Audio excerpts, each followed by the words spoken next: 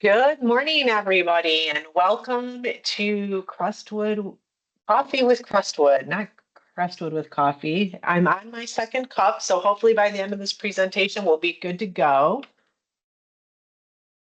Thank you for joining. Just a couple of housekeeping items before we get started. Robert, if you want to flip to the next slide. Everyone has been muted upon entry. If you have any questions throughout this presentation, please add them to the Q&A section in this Teams webinar. At the end of the presentation, though, we will be addressing any additional questions. And again, thanks for joining. I'm Colleen Schills, Director of Customer Success at Crestwood. And joining me today in today's webinar is our Acumatica Services Director, Robert Sternberg. And we'll let Robert slip to the slide. There we go. So everybody knows Robert's face. Glad to see that. Thank you for doing that. In today's agenda, we are going to take a look at how you can make distribution data-driven decisions in Acumatica. And at the end of this, try saying that 10 times fast for your tongue twister today.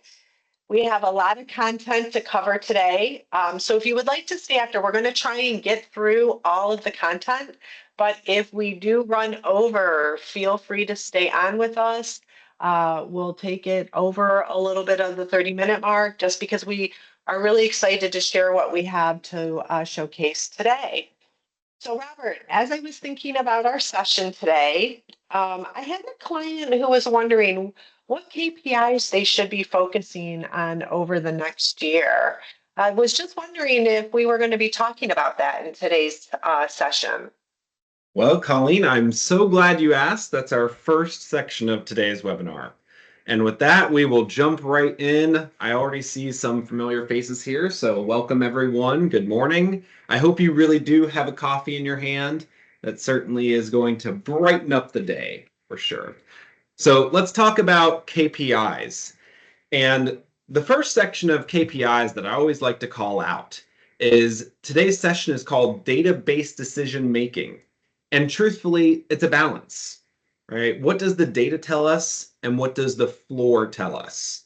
And I use that word very specifically, floor, because that's supposed to remind us to stay grounded in our goals and KPIs. So many people look at the data and it's easy to say, let's launch a brand new KPI, same day delivery, right? Let's challenge Amazon. That's where we're seeing the 2-day turnaround. Customers are loving that. So let's beat them, same day delivery. And that's where we lose a little bit of the realistic nature of KPIs. So I bring us back and say, let's take our data, let's use it in a meaningful way, and let's connect it to the real world, what's happening on the floor. So that's where I would suggest you start. Let's look at how your business operates and get feedback. Let's gather as much context as possible, and then let's run a whiteboard session. Let's talk about all of the problems in our business, and then let's learn where we can address the issues and what data we should do to make this a sustainable decision. So the way that I approach that is with a SMART goal. And SMART is specific, measurable, achievable, relevant, and time-bound. Hopefully many of you have seen this type of SMART goal before. And today I really want to put it in the context of distributors and also in the context of how you can leverage Acumatica to make this SMART goal achievable and maintain the momentum through the entire process. So let's start with specific. I have some big words in the middle of my screen. Decrease time to delivery, right? That's very objective. And when we go into the specific component, this is your vision. This is your vision. So decrease time to delivery. I would say the largest point of struggle that I see with this SMART goal is confusing the specific component with the measurable component. So specific is really the vision. That's your helping word. So our goal is going to be decreasing time to delivery. And how are we going to measure that goal? Now we're adding some more content to it that we can use our ERP to help measure. So not only do we want to reduce our time to delivery, we want to reduce specifically the pick, pack, and ship operations by 5%. It's important that during this measurable component, we look at something that's achievable, which will be our next section. And that means we might need to start a little bit smaller because we want a win, right? We want something that our team can feel proud about. We want something that we can build on. So when we set our measurable component, we want to also make sure that it is achievable. Achievable is an interesting topic in itself because different people have different ideas of what might be achievable, which is why when we break into that section, I have some blue words right at the bottom of the screen. And it says skills, incentive, action plan, and resources. I want you to keep that in mind when you look at the achievable component of any new KPI.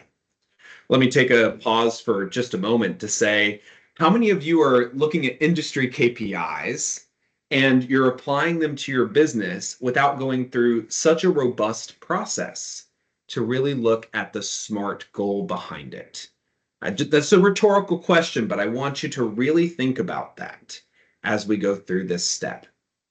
So achievable towards reducing our time to fulfill. We have two KPIs that we can start to track and really put a plan in place to get to them. Let's start with something like automated alerts when an order is ready to fulfill.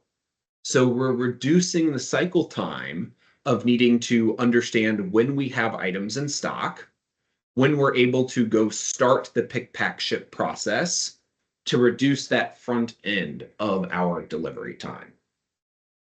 The second is possibly using components like dashboards, reports, inquiries in Acumatica, and having that ready and available in the warehouse with our ready to ship screen. So we're taking very specific and measurable components and applying it towards the vision side of our SMART KPI.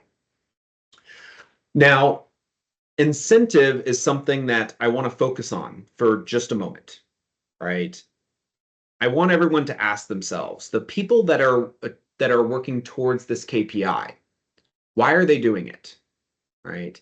And we need to be able to answer that question. Everyone needs to be motivated and everyone needs to be pulling in the same direction. You have to ask yourself if a dashboard tile is enough. Are we tying any other components of the business to this particular goal? And then do you have the resources to make this achievable as well? If you break down this achievable component into those specific steps, do we have the skills to achieve it, or do we need to train? Do we have the incentive, or do we need to motivate? Do we have an action plan, or do we need to create one? And then do we have the resources? If a goal is not achievable, we will not meet our KPI and we will not be able to set the next step. So out of the entire SMART goal, I really spend the time to make sure it is achievable. We can continue to set future goals that allow more and more growth, but if we set ourselves up and do not meet that goal, motivation and buy-in will decrease in the organization, and we will not be able to get to that next step. So spend some time and make sure your goals are achievable. The next is relevant. Why are we doing this? And we have to go back to our data component. We have to go back to the floor component to ground ourselves, to ask, is this relevant to our organization? Or are we closing our eyes and saying the industry is leading us to say we need same-day delivery and therefore we're doing it? In a lot of cases, we do want to look at industry trends and we want to make sure they're applied towards our business and our secret sauce, because that's the reason we're growing, right? That's the reason we want dashboards. That's the reason we're experiencing the growth. So making sure something is relevant both from a data perspective and from the floor or the grounding component, is just as important when you're setting your KPI. So in the center of your screen, you have customer feedback indicated frustration of in-stock item delays. That is very specific, and we built our measurable component on it. We built our achievable component on it, and it's relevant to the business today. If we are able to attack this particular component in our example, then we'll be able to turn around our items to our customers faster. The last step in this process is making sure that we have a time-bound goal. When I talked about the achievable section, I said we need to make sure that we have a win. And putting a time-bound goal towards your SMART KPI means that we can track to it, and at the end, we can celebrate a success. And do not forget that component. The celebration is what allows the entire group to be pulling together towards a common goal and then realizing that they can do even more the next time. So when we're setting our SMART goal, when we're looking at our KPIs, remember, at the end of our time-bound analysis, this does not simply end with a report on someone's desk. This ends with a real-world celebration of that success. I often think of a diet for this time-bound example, right? You go on a diet and eventually it just dies out, right? How do we track this? How do we set some goals around it? And that way we allow it to be sustainable for the long term. So the question is, we have a SMART KPI in front of us. How do we track this information? We've understood how we set a grounded goal that's relevant to our business, and we have a plan in place. Well, data. Data is the answer. We're going to talk about a few dashboards that come out of the box in Acumatica, specific to inventory management. And I want you to specifically look at what it's tracking and how it's tracking as we go into that section. And now I'll flip over the slide so you can see it. But I like to preface it with that because there's a lot of information on this page. So what are we going to attack? What are we going to attack? In the upper left, we have shipping information. In the lower left, we have receiving. Then we have our planning information and some averages about daily transactions. This is all telling us trend information. This is a trend style dashboard. And when I look at trends, I want to make sure we're going closer to our goal. If not, take the time to stop and reset Remember that we want those successes. We want the successes, and it's okay to reevaluate during the process, because once we have a success, we know what works and we can continue to build upon it until we have a robust formula. So dashboards are a fantastic tool in Acumatica to help you calculate trends. I'm looking at the right-hand side when I say that. And then on the left, we have actions. And that allows us to quickly get ahead of anything that starts to go awry. The next two dashboards will talk about that specifically. And it's going to be our receiving clerk dashboard. And the receiving clerk dashboard lets you narrow in. This is a much more focused view. And this is a view that should be actionable. That's going to be one of our takeaways for dashboard best practices. Dashboards in a particular view like this need to have only actionable information. And that's important. That's important. The previous dashboard, I'll actually flip back to it for just a moment. It combines both actionable information on the left and trend information on the right. This is a fantastic executive style dashboard. It lets us view trends, but this should not be used for our actions. We should not combine our actions and our trend information for floor data. We need to focus on one element. At the end of the day, we want a dashboard to be beautiful and clean and show all zeros across the board, just like what I'm showing you now. And that allows everyone to feel that sigh of relief at the end of the day to say, I accomplished the goal. I accomplished the goal.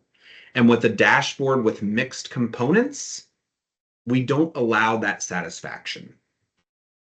So in dashboards, I want you to separate those two. The next dashboard I'm showing you is shipping clerk. And again, towards our first example of the day, this allows us to take particular action around getting orders out. In the upper right, I see my orders to ship section, and I can drill down and start closing out these items. So that's important in this process as well. So in just a moment, we'll circle and we'll go through a full end-to-end example of how we set our SMART goals, enter our KPIs, and apply it inside of Acumatica. But before we do, let's talk about some dashboard best practices. And I'm going to challenge the group to think of one dashboard in your system today and see if we can apply our dashboard best practices. So the first we talked about, keep action dashboards separate from information dashboards. Separating those two components allows for wins. The second is to maintain dashboard relevance and responsiveness. And I'm going to break that down just a moment. Relevance means it's towards our vision. A dashboard should be towards a vision. Our vision was reducing time to fulfill on-hand orders. The second is responsiveness. And responsiveness means that someone can have that satisfaction. If I'm working in warehouse 1, I should not see information from warehouses 2, 3, and 4 because I don't have control over that data. Acumatica allows dashboards to be responsive based on user information, work group information, or information on the dashboard itself in the form of parameters. So you might see a warehouse field at the top of a dashboard. That's the key to responsiveness. And everything on my dashboard should be within my control. So that's the responsiveness component. The last dashboard best practice, remove your unused dashboards. You don't necessarily need to delete them, but hide them. Take them away from being a forefront of your business. And that's simply to, again, point us towards a common vision. If we're not using a dashboard, it's not responsive. It's not relevant towards our vision. Remove it from your system and you will narrow the focus of the entire group, of the entire organization to be pulling towards that common thread. So those are our dashboard best practices. Actions separate from info, relevance and responsiveness, and then removing those unused dashboards. So let's put this all together with an example. We have our problem statement. Right? We've walked around the floor. We've talked to individuals. Maybe we've all come together and identified where our weaknesses or where our next vision might be. And we've come back with the time to fulfill an order is too long and the inventory value on hand is too high. How many of you have run into a similar situation? This is an extremely tricky problem to solve because if you really want to reduce time to fill an order, it indicates that you should have more product on hand. That way we can get it out the door faster. And for some reason in your business, we have more inventory than we need, and our time to fill an order is too long, or maybe it's increasing. So this is the problem that we're going to tackle. When we do that, let's look at how we will apply it to a SMART goal. We want it to be specific. We want to target an area, and this is our vision component. So we want our availability calculation rule to become more accurate. Right? We want better alignment of our inventory availability. The second is measurable. How are we going to see if we succeeded on this? And we're going to say that the system's calculated available inventory is actually available. And we're going to improve that by at least 5%. Next, this is the area that we focused on. Is this achievable? is this achievable? What tools do we have in our belt that are going to allow us to celebrate the success at the end of the day and take on our next challenge? So we know we have a tool in our belt. We can adjust Acumatica's availability calculation rules. We can look at the logic and monitor our fulfillment of our orders, how quick we're turning that around, and our inventory levels. Right? This is all achievable. We can do this in Acumatica. We have the tools on our belt to do it. Is it relevant? Well, yes, absolutely. It's going to reduce our stock on hand, reduce our inventory value, and improve order fulfillment speed. We know we've walked around the floor. We're grounded. We know this is relevant to our organization. And the last is time bound. For 60 days, we're going to track our improvements. And in 90 days time, we'll have a fantastic celebration of our success. That's how we set our SMART goal. Again, I'm drawing your attention to that achievable section. If you do not have the tools in your belt, the resources, the skills, the action plan, it's going to cause frustration. It's going to cause frustration and people will not know how to pull in the same direction. So how are we going to track this? With 2 new KPIs, stock on hand value recorded in Acumatica. We're going to be able to track this and determine if we've reduced that value by at least 5% over a 90-day period. And then the second, we're going to decrease the average days to fulfill an in-stock order to 2 days over a 90-day period. All right, very specific. Acumatica has this information available to you. It can be available on a beautiful dashboard that has information to track trends and a separate dashboard for action items.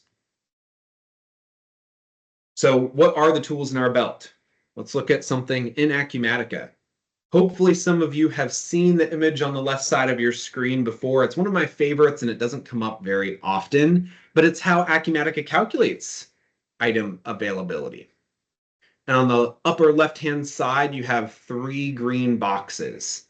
This is your on-hand inventory quantity, your quantity available for shipping, your quantity available for issue, and your quantity available. I'm going to focus on that last box. So your available quantity takes the starting point of your on-hand quantity, and it reduces it by what we call deductions. We're going to talk more about deductions in just a moment. And then it adds back in any additions. Okay, so we can think about deductions as demand and additions as supply. So inside that highlighted blue box, there's some fantastic information about how we take the on-hand inventory and reduce it by our demand and increase it by our supply. But how do we do this inside of Acumatica? With something called an availability calculation rule. And this is a screen inside of your Acumatica instance. You can apply an availability calculation rule to any item class. And I recommend that we limit the different types of availability calculation rules because in essence, we're going to have to work with this information. And you do want to be able to track back and determine what are we counting in our demand, what are we counting inside of our supply. And I keep those 2 entities separate just as Acumatica does. On the left-hand side of this screen, we have all of our deductions. On the right-hand side of our screen, we have all of our additions. So deduct and include. So I talk about limiting the number of availability calculation rules, so that way we can tie it back. In terms of tools in your belt, we want to start looking at our inventory allocation details. And this will tell us not only, again, our additions and deductions on the left and right side of the line section, but how many are attributed to each of those plan types and whether they're included in that availability calculation rule. So on the left-hand side, we see that we have production incoming. We have 500 units that we've planned to produce, but it's not included in our inventory availability based on that availability calculation rule, which is the 3rd column on the left-hand side. And then we can look at our deductions. Well, we're planning to add this item into some future components. This is a subassembly type item. And guess what? Our production allocated is not included in our availability calculation rule. So this is where we start to narrow in and say, what should we be including and what we should not be including towards our inventory availability. This is how we start to go closer towards our goal of making the available inventory more accurate to what we could actually put on orders, and how we reduce our overall on-hand value because we'll get more accurate towards the orders we're trying to fulfill. I'm on the second tab, quantity by plan type. If I flip over to that first tab, item plans, I can look at the specific production orders. I can look at the specific POs. I can look at the specific sales orders, and I can start to balance. So this is the drill down component. I can come into that production order and rush and make sure that we get it taken care of. I can come through and I can call my vendors and I can say, we need a little bit more capacity. Can you help us out? So you have the ability to manage down at the item plan level on that first tab as well. So after that example, I do want to turn it over for a little bit of Q&A. And I'll tap Colleen. Colleen, what do we have in terms of questions? Oh, wow, Robert, that was some great content. Thank you so much for sharing. So yeah, let's open up the Q&A. There is something that was out there, but I guess I kind of answered, well, I shouldn't say I answered. You answered the question about the ability to change the inventory availability within Acumatica so that you can make an adjustment so that items that are in transit are not included in the available amount. So that can be handled in Acumatica by what you showed us. Yes, yeah, that's actually a great question. I'll jump back to that slide for just a moment here.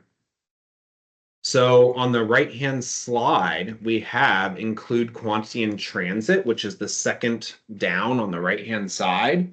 And we could enable that simply by checking the box. And then we do want to run a process called recalculate inventory, and that will recalculate all of your available inventory. So anytime we change an availability calculation rule, we do want to go through and recalculate that inventory availability. And that's certainly a process that Crestwood can help with, even through a support ticket. It doesn't take a project or anything like that. But we do want to make sure that when we adjust availability, we also recalculate that availability. Great question. That's a really good point. That's a really good point about the recalculation, so thanks for pointing that out. I don't see anything else in the Q&A at this point. So if you want to jump to slide 29, just to kind of recap, what we looked at today. We covered how you have the ability within Acumatica to make some data-driven decisions, right? Utilizing KPIs, using your SMART rule, looking at some dashboards, some configuring rules that we can set up. But then also, there's the reporting and generic inquiries throughout the system that you can definitely utilize to be able to help make those data-driven decisions. And I challenge everybody again, tongue twister for the day, making data-driven decisions. So what do you need, or what do you need to do if you want to know more? If you want to have a deeper discussion, you would like our help with, maybe some dashboards or talking through KPIs some more, contact your customer success manager at Crestwood. The team is here to help you, to help facilitate addressing your questions, getting the services team involved, pulling in Robert where needed. So let us know how we can help you. And with that, Robert, as always, it was a pleasure conducting this webinar with you today. Thank you for your time, and I hope everybody has a great day. Thanks, everyone.